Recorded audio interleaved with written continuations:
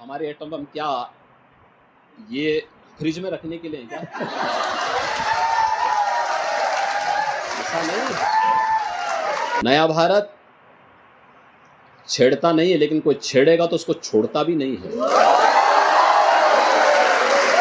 घर के अंदर घुस करके जवाब देगा, और यह भारत ने करके दिखाया है, और यही कारण है। Hello friends, welcome to my channel. पूरी जानकारी के लिए वीडियो को पूरा जरूर देखें, वीडियो को स्किप करके ना देखें। मिस्टर फवाद चौधरी, उन्होंने कहा राहुल ऑन फायर, राहुल को वोट देना चाहिए। तो राहुल गांधी की तो पैरवी वहीं से होगी, हिंदुस्तान से थोड़े कोई करने वाला। राहुल गांधी से उम्मीद क्या करते हैं? इस सब के बावजूद राम मंदिर का ये लोग विरोध करें, भारत के संसाधनों का गरीब को, गांव को, किसान को, नौजवान को, महिला को, दलित को, यानी जनजाति को, पिछड़ी जाति के लोगों को, अन्य गरीबों को मिलने वाली सुविधा ये मुसलमानों में लुटाएं, और तब भी भारत से समर्थन प्राप्त करने की अपेक्षा करते हो। फयाज चौधरी जैसे लोग ही इनको समर्थन करेंगे। कोई सभ्य सोसाइटी भारत की और भारत का कोई राष्ट्रभक्त इनको समर्थन नहीं कर सकता। अभी समर्थन करने वाले आए मणिशंकर अय्यर, उन्होंने कहा कि पाकिस्तान की इज्जत करो क्योंकि उसके पास एटम बम है, तो भारत को उससे डर के रहना चाहिए। तो हमारे एटम बम क्या ये फ्रिज में रखने के लिए क्या? ऐसा नहीं। नया भारत है, ये कांग्रेस की मणि हो सकती है, भारत का मणि नहीं हो सकता। ये नया भारत है। नया भारत छेड़ता नहीं है, लेकिन कोई छेड़ेगा तो उसको छोड़ता भी नहीं है। घर के अंदर घुस करके जवाब देगा, और यह भारत ने करके दिखाया है, और यही कारण है।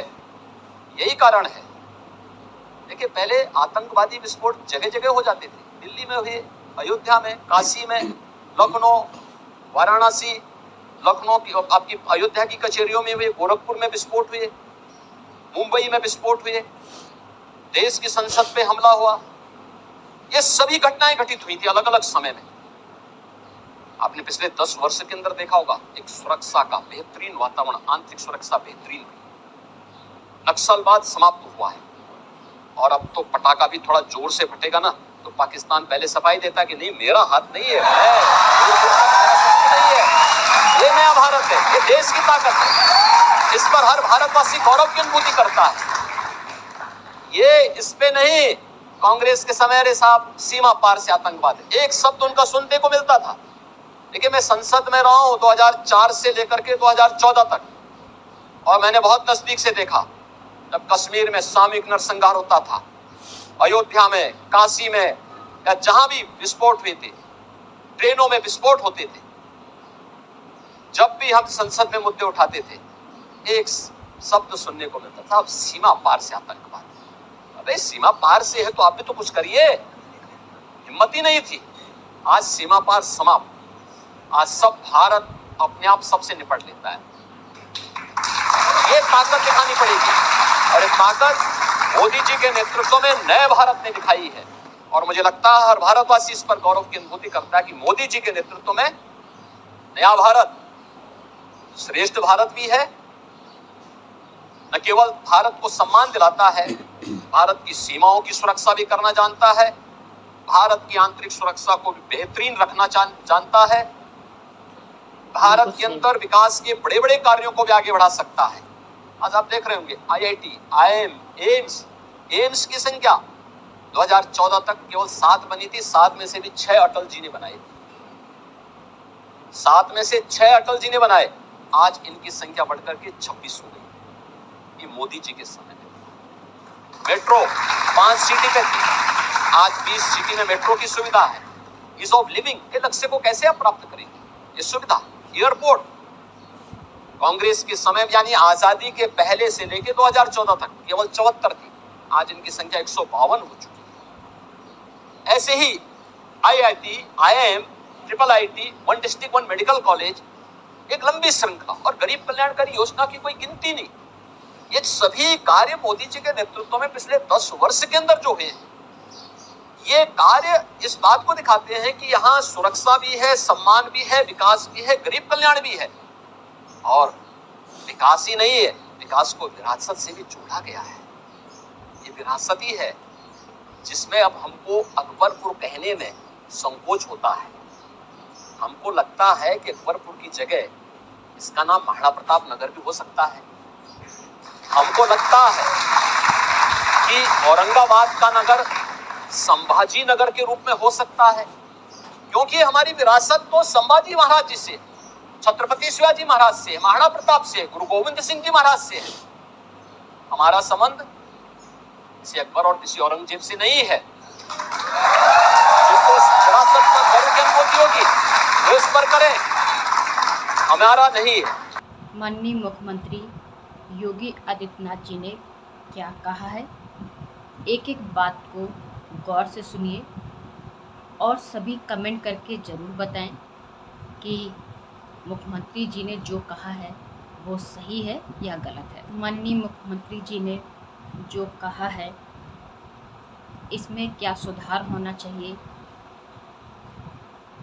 माननीय मुख्यमंत्री जी ने क्या गलत कहा है, क्या नहीं कहना चाहिए था, तो आप सभी अपनी राय जरूर दें। और सचमुच भारत की जनता कृतज्ञता ज्ञापित करना चाहती है।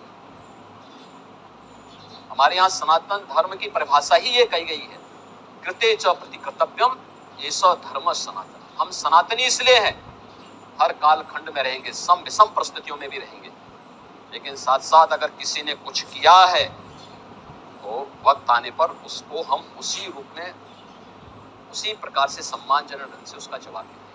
मोदी जी ने किया, मोदी जी को लोग उसी सम्मान के साथ अपना समर्थन दे रहे हैं। जहां जा रहे हैं, कहीं भी, वेस्ट बंगाल, बिहार, महाराष्ट्र, छत्तीसगढ़, राजस्थान, कहीं भी जा रहे हैं, जम्मू कश्मीर, उत्तराखंड, जहां गए सब जगह एक ही बात, हर एक जवान पर एक ही शब्द है कि फिर एक बार,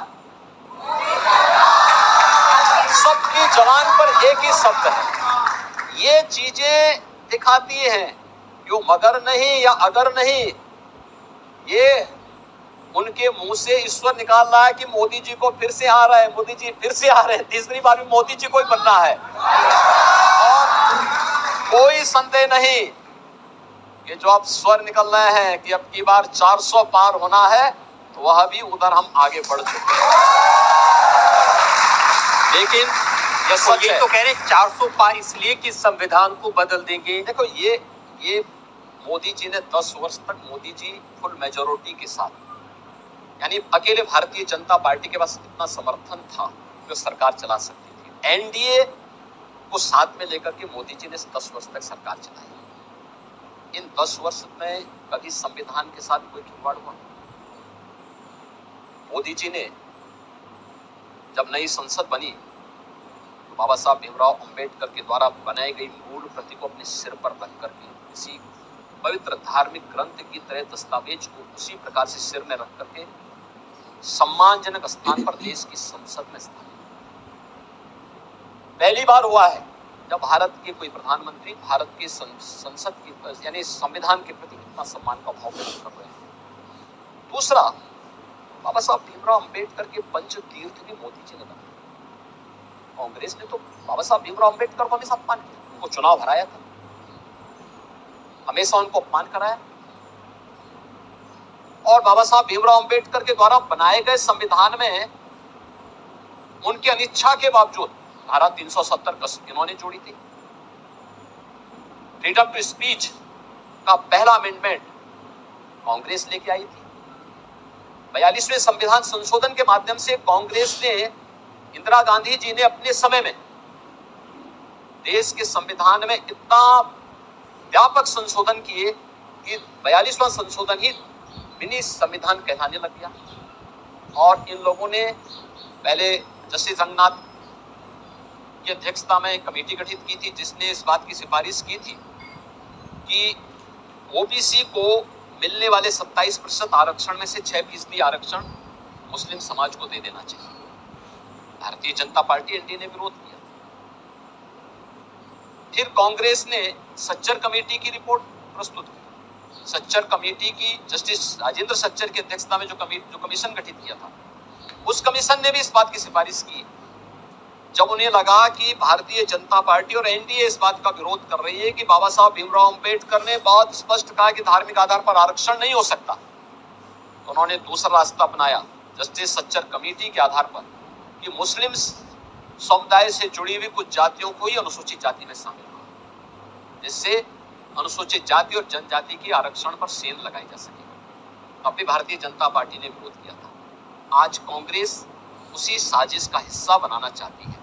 जातीय जनगणना, पहले जातीय जनगणना करेंगे, फिर जातियों को आपस में लड़ाएंगे, फिर आपस में लड़ा करके इनसे कहेंगे कि देखो आपस में आप लोगों में काफी मतभेद है, तब तक मुस्लिम समाज को आपके आरक्षण में से कुछ हिस्सा हम दे देते हैं।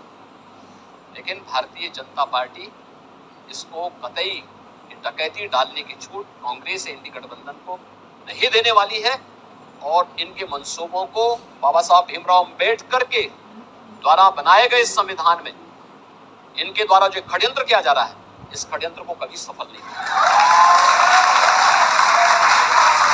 जनता से हम एक सवाल ले सकते हैं।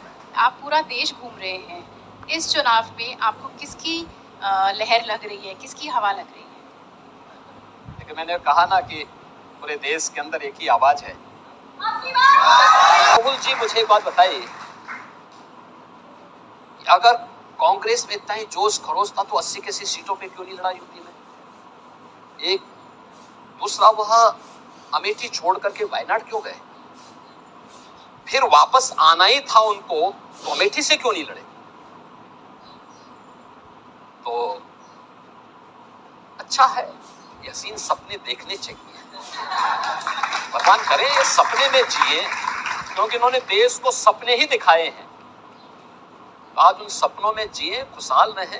देश में जब संकट आएगा तो फिर यहाँ से छोड़ करके उनका तो पहले से ठिकाना है, तो अपने ठिकाने की तरफ लौट जाएंगे। तो क्योंकि ये तो वही है ना कि उड़ जा रे पंछी, ये देश हुआ बेगाना, तो ये लोग वही वाले लोग हैं। 4 जून के बाद मुझे लगता है कि कोई पूछने वाला नहीं। आप कहें तो ये लड़के साइकिल पे घूमने कुछ नहीं मिलेगा? देखिए, ये इनकी जो दोस्ती है, ये जीते तो मिलके लूटेंगे,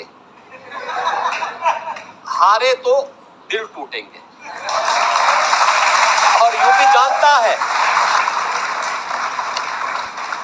जानता है, उत्तर प्रदेश जानता है, इनको लूटने की छूट अब नहीं देनी है। इनकी दंगा पॉलिसी को यूपी में नहीं लागू होने देना है। इसलिए यूपी ने 2017 में ही 2 लड़कों की जोड़ी को पूरी तरह खारिज कर दिया था। और उसके बाद उत्तर प्रदेश के अंदर आज मोदी जी के मार्गदर्शन में सरकार एकदम बुलेट ट्रेन की स्पीड की तरह चल रही है। इनको कुछ दिखाई नहीं देता, क्या करें, कुछ समझ ही नहीं पा रहे क्या कैसे हो रहा है सब। इसलिए जब तक वे कुछ सोच पाते हैं तब तक हमारी स्पीड काफी आगे बढ़ चुकी है।